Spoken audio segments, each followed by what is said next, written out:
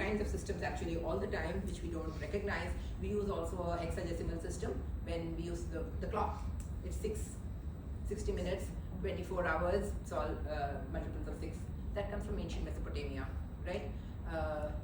We use, but for everything else we use a decimal system. I know in America you use all these foot, feet and pounds and oh my god, how do you do maths? It is so difficult.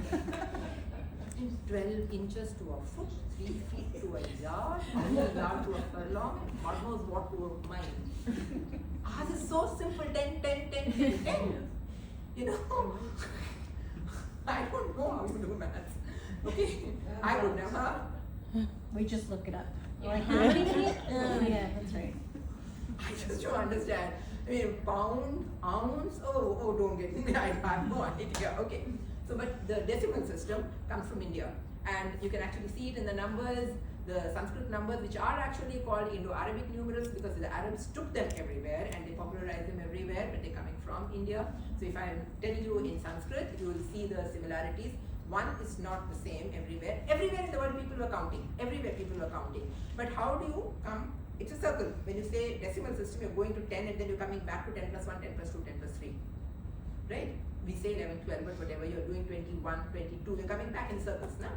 Right? So we're doing it in circles. So that is actually coming from India. Dasha in Sanskrit is 10. Dasham is 10. That is why the decimal.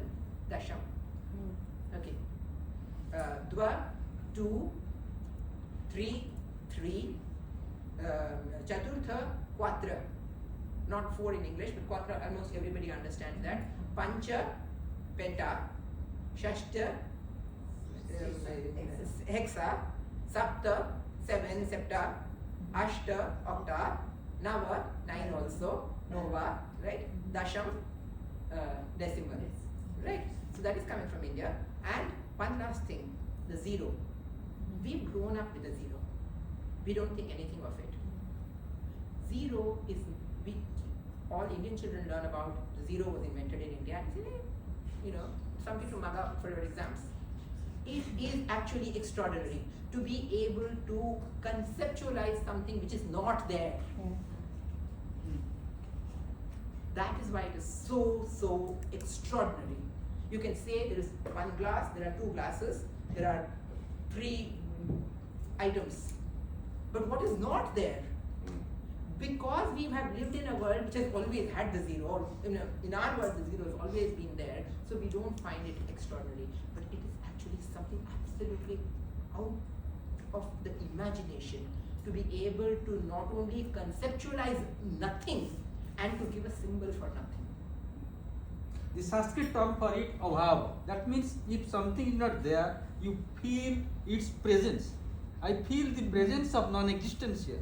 I feel the presence of non-existence of my friend here. So that is a very strong concept. Philosophically, it is called abhava.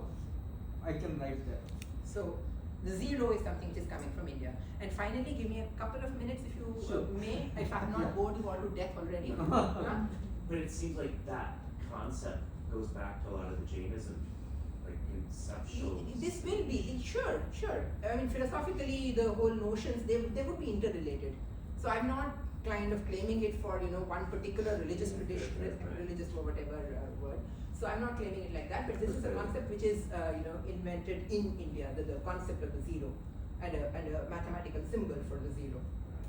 Around the 4th century CE, plus minus. I mean, I can't be very clear about the dates when the 0 is actually invented, but around the 4th century or so we have the 0.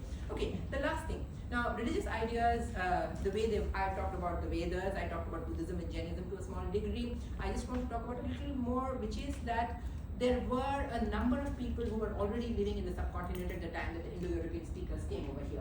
They are the composers of the Vedas, those who are coming from the Caucasus region, the Indo-European language speakers.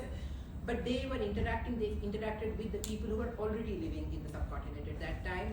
They might have been, some might have been village cultures, some might have been, prehistoric cultures. They were interacting with them. The languages also evolved in out of interaction among the Indo-Aryan speakers and the native speakers. And they also, over a period of time, they also adopted the ideas, I'll use the word religious ideas of the native people. So you have a great number of gods and goddesses who are worshipped by different communities in different places, who come to be absorbed in what we call the pantheon. So I began saying that we're both Hindu, but we might be very, very different. But what happens then is that what might be called the greater tradition, in the sense that it is the big vehicle. It's like a subway system which takes hundreds of people, unlike your bicycle which only takes you, right? So the greater system, what that does is absorbs both his tradition and my tradition, and it gives it a place in the larger tradition. So let me tell you this with one light example. So in the region I come from, Tamil Nadu, a very, very important deity is somebody called Murugan. So I'm going to just tell a story for you to understand. Now I'm going to kind of recreate a scene from older times. So the people in my area, they all think Murugan is the most important deity. He's the one who solves all problems. We just pray to him. And the Brahman, I think you would know the word Brahman. Okay, he's the scholar, the religious authority from the northern part, who's a Sanskrit speaker, who comes here, and he has no work here, because how does he earn his living? He does the ritual performances for the people. So he says, hey, your God is a very important God. Oh yes, he's a very, very important God. He's a very powerful God. Do you know the backstory? I will tell you the backstory. You know my God Shiva. Now, once upon a time, Shiva had been,